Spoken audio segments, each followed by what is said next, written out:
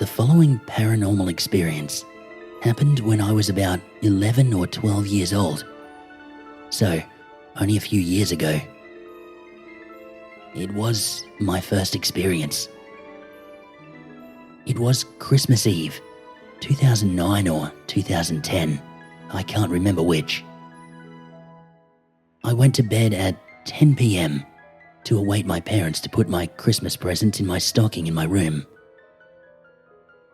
I have a lot of trouble sleeping in general, so it usually takes me around 2 to 4 hours to get to sleep.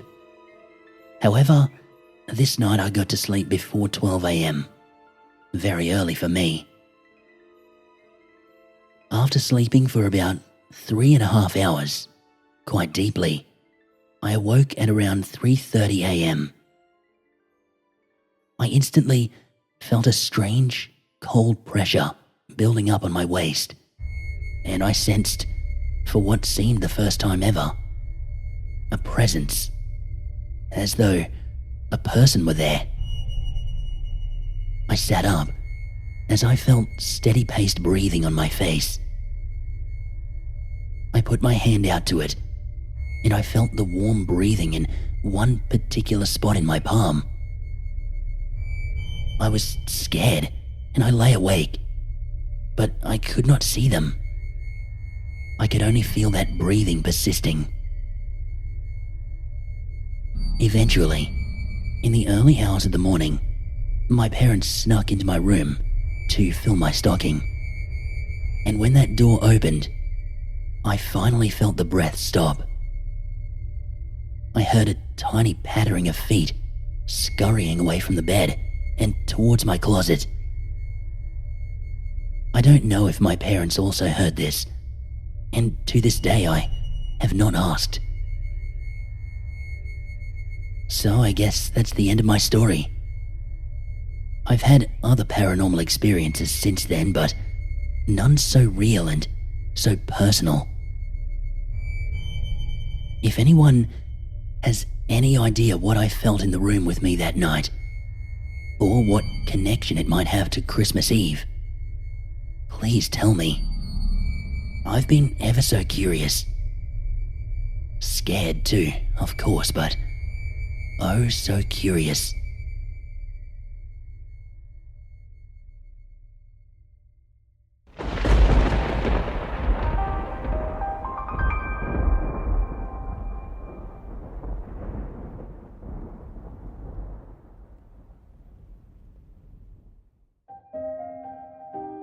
I lost my husband a year ago in a road accident. I'm a single mother, living with my son who is in the second year of primary school. I don't come from a wealthy family, and we really struggle to make ends meet. I am working though. I have a part-time job.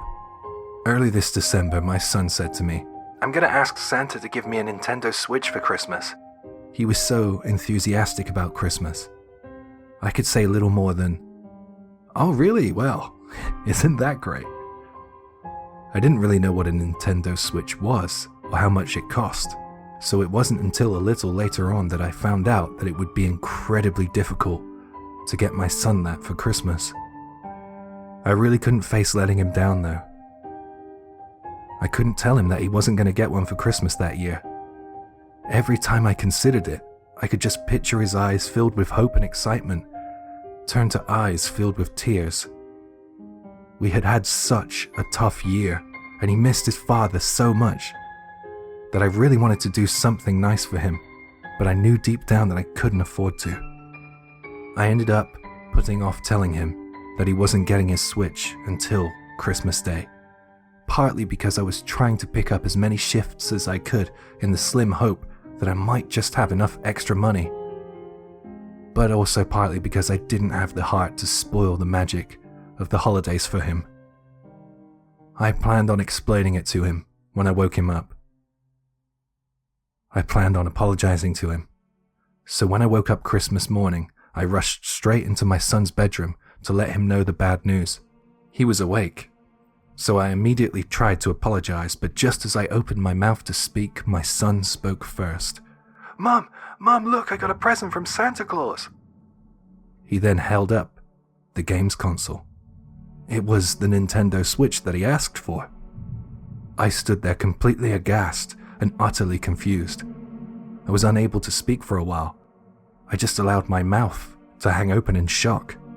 How the hell did he have that? My son then asked, "Mom, are you alright?" And that brought me back to my senses. I didn't know what to say, so for the time being I said, "Oh, well, that's so great." And then I went downstairs to get breakfast started. And all the while I was frantically thinking about how the hell any of this could be possible. It's only us who live in the house. I didn't buy it, and my son doesn't have a ton of pocket money saved up or anything like that. The Nintendo Switch isn't exactly cheap either, so I knew for a fact that there was no way he had the money for that. I mean, what second grader would? So with that possibility eliminated, I had to think of another. Was my son shoplifting? That didn't seem that plausible either. I don't think he would have been capable of getting that thing out of the store without at least one member of staff noticing or an alarm going off. Plus, there was one other thing to consider. There was some wrapping paper at the foot of his bed. I noticed it when I turned to leave. Did someone break in? I went around the house and checked all the doors and windows, and they were all locked and shut. I didn't know how that present got in the house.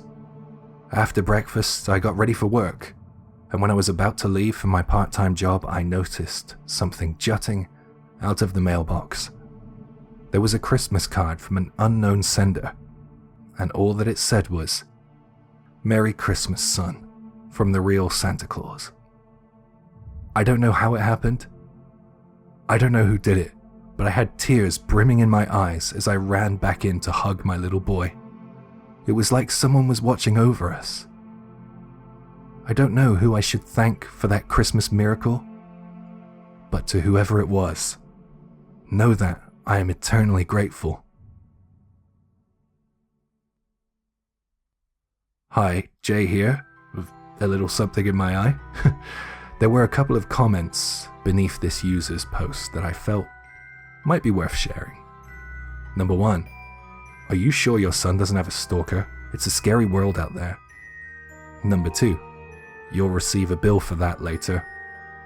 Number 3, I wonder if it was something set up by your husband before he passed. I would like to think that's the case. Number 4, this is what Christmas is all about. It was Santa Claus delivering presents to those who need it the most.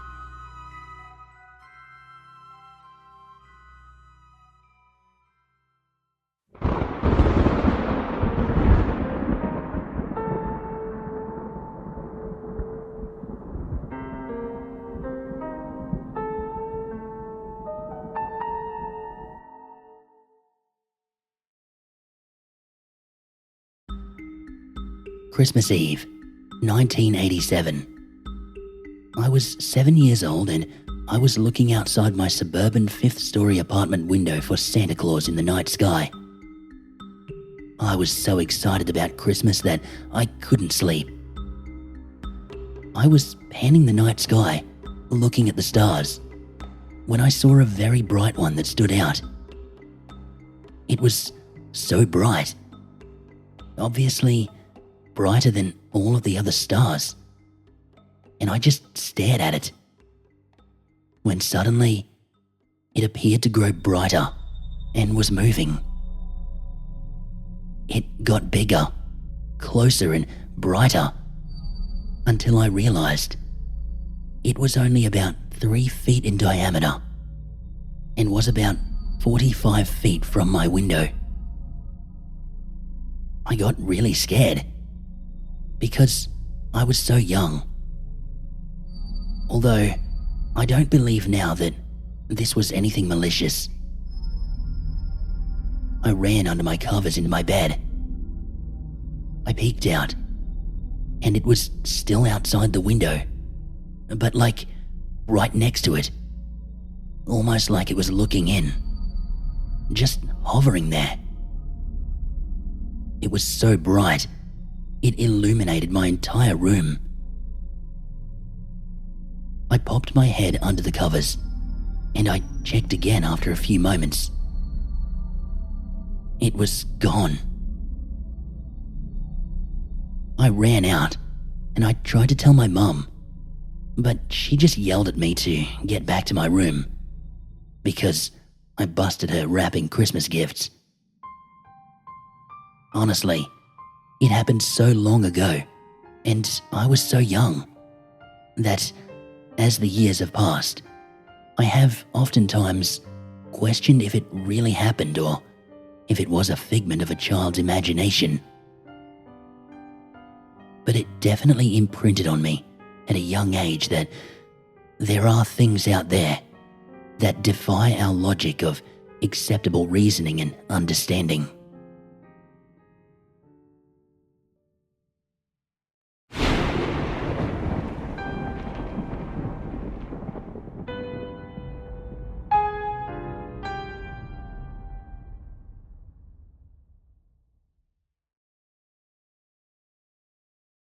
Firstly, I live in Victoria, Australia.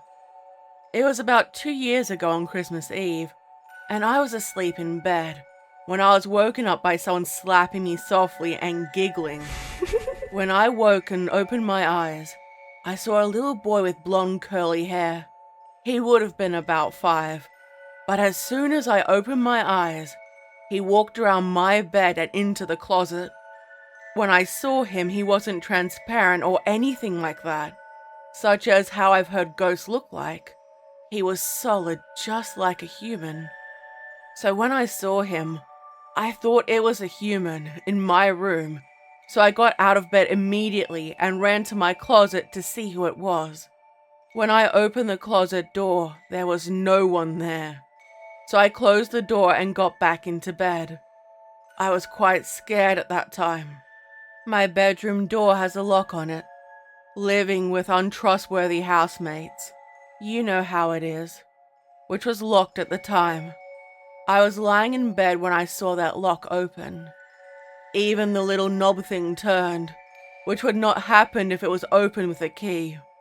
The door then opened, and I heard a giggle, and the door closed again. I have not had any experiences with anything supernatural before or after that. I would also like to add that the house I live in is quite new, and I'm the first person to live in it. It has always been an empty block of land.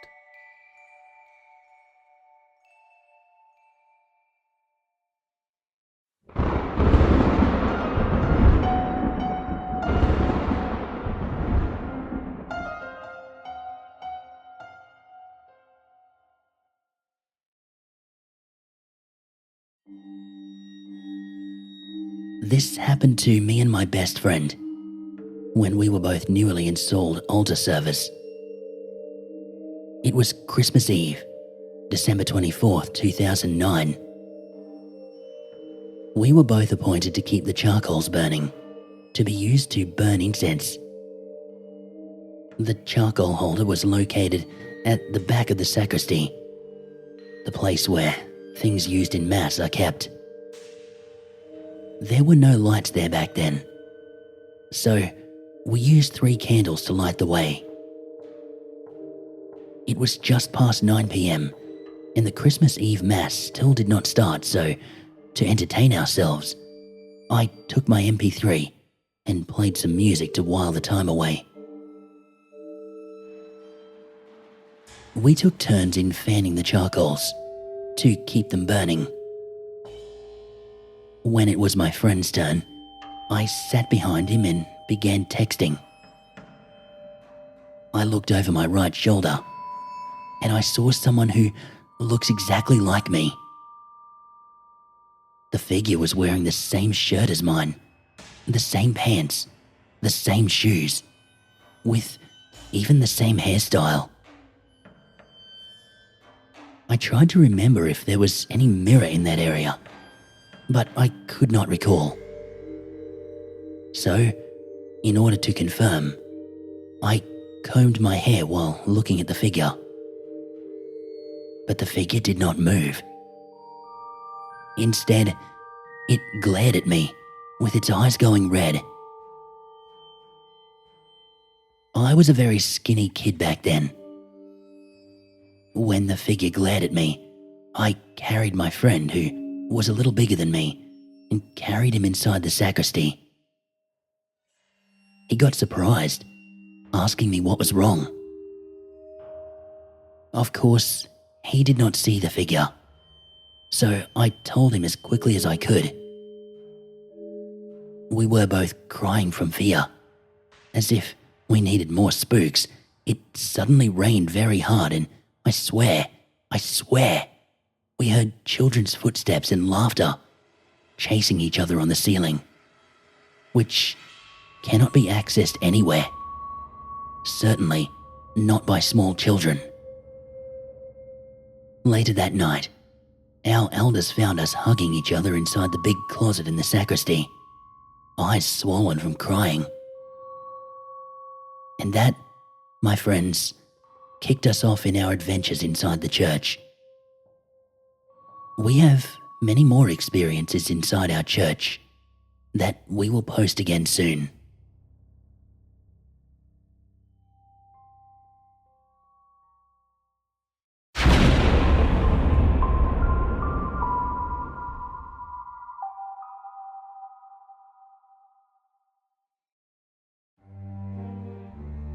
When I was 7, I was living in Poland with my family, that being where I was born, sorry for my English. I couldn't sleep that night because it was Christmas Eve, and like many other children, I was too excited to fall asleep. My mind was going crazy. But after midnight passing by, I decided to get into bed and close my eyes. I tried sleeping, which would not work. So I just ended up tossing and turning to find a comfortable position. In my bedroom there was a large wardrobe, which belonged to my cousins. We were staying at theirs. I happened to look at it and found myself staring at it for a couple of seconds. I began to see what vividly looked like Father Christmas, but different. He had a white long beard and big white hair, but he was tall and unusually thin. I stared at it, eyes wide open for what seemed like ages, but was in fact only probably a few seconds. I couldn't move. I could hardly breathe properly. At that time, my dad came into my room to say goodnight to me, and you could see my scared face. I pointed up to the wardrobe. I could still see Father Christmas, but my dad just looked at me as if I had gone mad. In the end, I burst into tears and ran out of the room into the kitchen. My family heard me and came running after me. I explained what had happened, and they told me that I just got a little too excited about Christmas. I know that's not true, and that I really did see him. What I can't figure out is why. Was it really Father Christmas, or was it an evil spirit trying to get through to me by pretending to be him? What would it have done if my father didn't come in?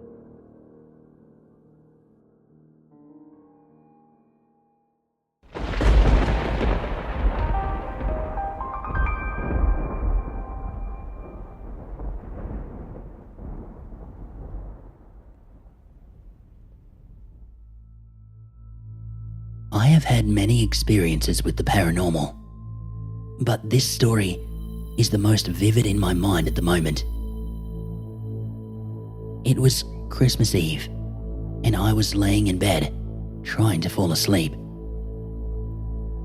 I was rather excited for the next morning, but then I started to feel very uncomfortable in my room. Now, my room is not big at all. With everything I have in it, there's only a little walkway left to get around, so I can see pretty much everything in the room. I decided to turn on my TV, watch a little bit of Dog the bounty hunter, and still the feeling wouldn't go away. So I turned off the TV. It was getting late. I just laid in my bed, looking at the ceiling. Then I noticed in the corner of my room by the door, it was slowly getting darker, and the feeling of being uncomfortable became stronger. This was not my first experience with ghosts, and I knew the difference between the feeling of a ghost or spirit that wants you around and one that does not. This one did not want me there. Once the corner was completely pitch black, I started seeing a figure of a man form on my wall, and it was coming towards me. Then the next thing I knew, the shadow man shot right at me, and this weird burning feeling came over me. I couldn't breathe or move. Once I was able to move, I went into the living room. My mum said I was looking pale and shaking and covered in sweat. After that, I took to sleeping with a nightlight on for a while. But I always felt uneasy when I would get home from school or a friend's. I always saw the shadow man in different spots of my house after that.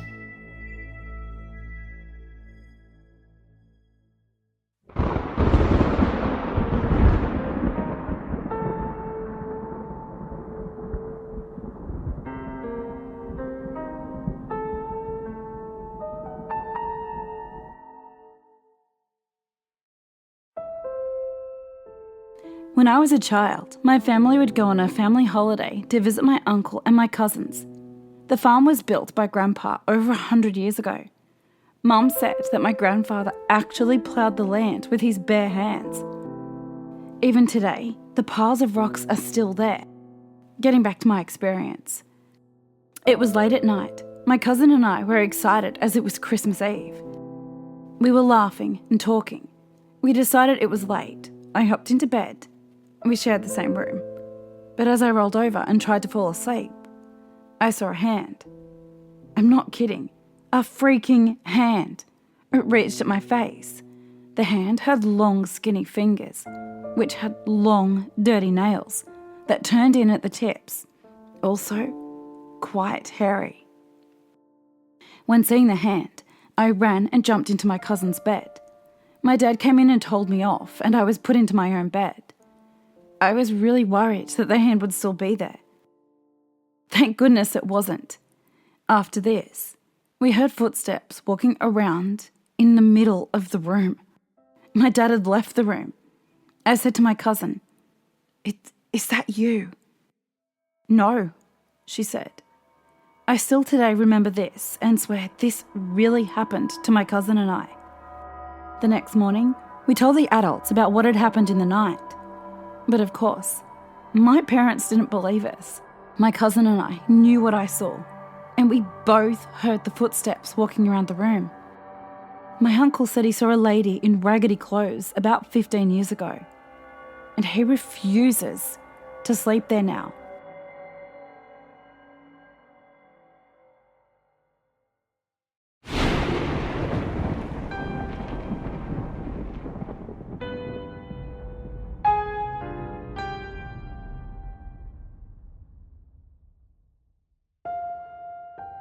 I grew up in a suburban neighborhood where the houses were built brand new. The land was farmland before they built the houses and was native land before that. When I was a child, I would say around 5 or 6 years old, I had my first ghost encounter. It was Christmas Eve.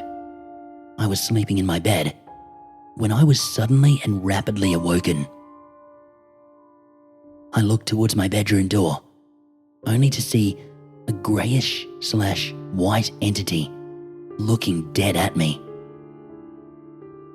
All I could really make out was the head and shoulders, I called out, "Santa?" a couple of times, being I was so young. The entity disappeared down the hallway, so I hopped out of bed to follow it. I suddenly stopped by the bedroom door, looking down the hall. The entity was standing there at the end of the hall, looking at me. I called out, "Santa?" again. This thing had no legs from the knees down. It moved/floated towards the back of the house, out of my view. I felt a sudden wave of fear wash over me, so I jumped in bed and I pulled the covers over my head. The next day, Christmas Day, I woke up with my covers over my head and I still felt afraid. Years later, my brother admitted to me to seeing the same type of entity another Christmas Eve. He had sprung out of bed, checked the house to find all the doors locked, only to turn around and be greeted by the same vision I was. That thing, suspended mid-air and staring right at him. Creepy stuff.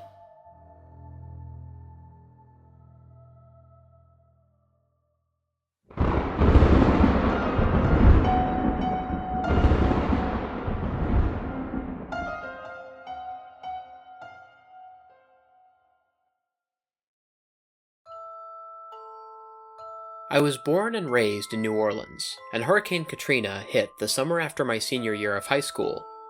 This story takes place 2 Christmas Eves later, outside the swanky lakefront condo where I was currently living.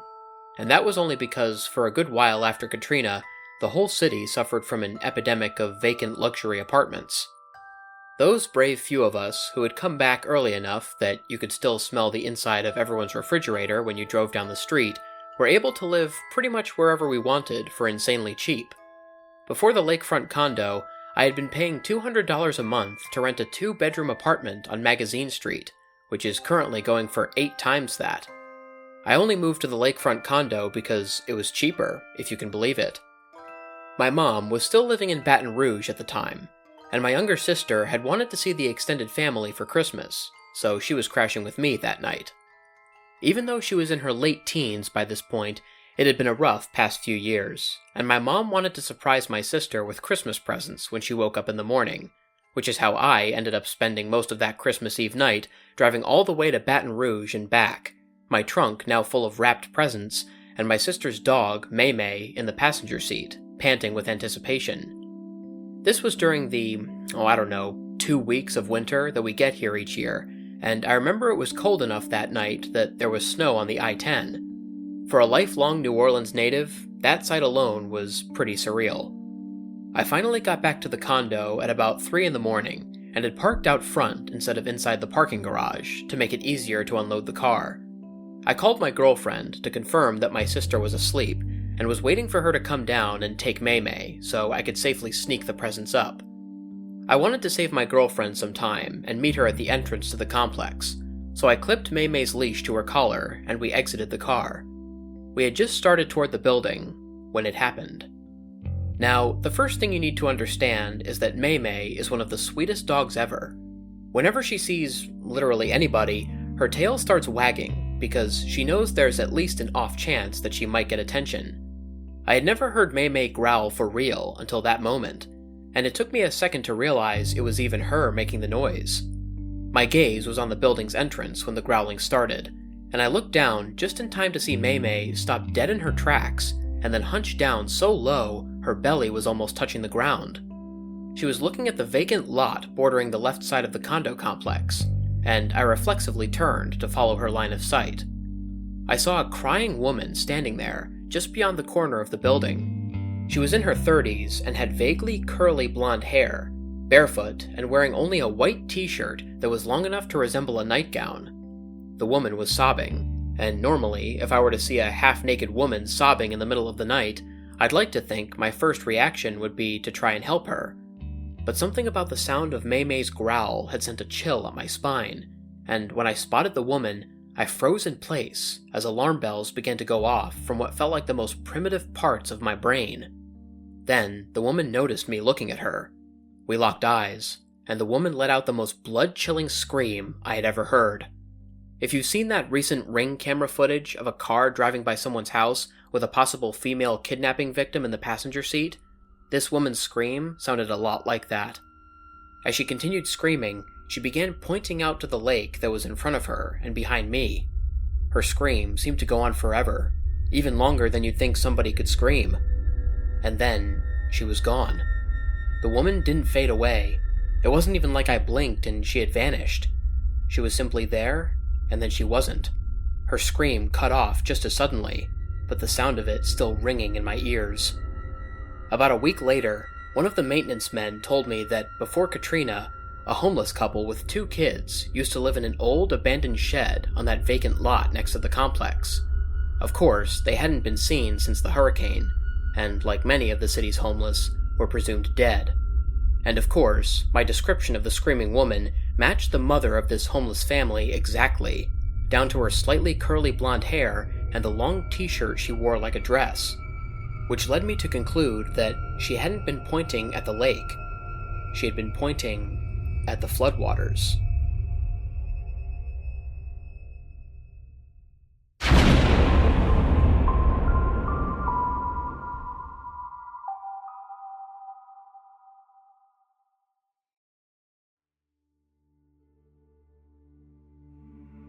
During Christmas of 2003, I experienced something very strange and somewhat frightening. I was spending Christmas with my grandparents at their Kansas farmhouse. My grandparents had recently renovated the upstairs, and my grandma wanted me to be the first person to sleep up there. I agreed to sleep upstairs, but I soon regretted it. The first night I slept up there, I was woken up by the sound of somebody walking up the steps. The steps were very pronounced, almost like my grandpa was walking up the stairs with his hunting boots on. I rolled over, and I listened to somebody walk all the way up the stairs, and then walk down the landing toward my room. But instead of somebody coming into my room, I heard somebody start walking around the bedroom across the hall. I immediately found this strange, since that room could not be walked in. It was filled from wall to wall with boxes and random pieces of old beds, tables and chairs. I was woken up by these sounds every night at around 3 a.m. I asked my grandparents if either of them had gone upstairs during the night, and both of them told me that they had not been out of bed. During that same winter, I saw what my grandma calls the spook light. My grandparents' house had a den-like room between the kitchen and the living room. This room had a big wood heater, a desk with some chairs facing the window, and some couches. My grandma and I would often stay up late to sit by the fire and just talk. We would turn all the lights off and sit at the desk, looking out at the pasture on the south end of the house. I remember Christmas Eve very vividly. It was very clear and very cold. I was looking out across the field when I noticed a red light moving through the trees at the far end of the pasture. This light was high in the treetops, bouncing around.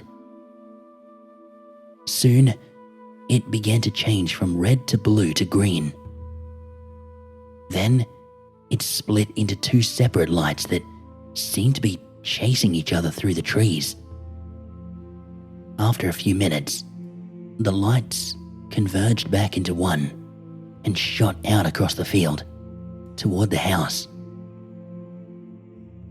I could see the colours of the light reflecting off the snow, which covered the pasture. My grandma and I were so stricken by this that we woke my grandpa up, asked him to come check it out.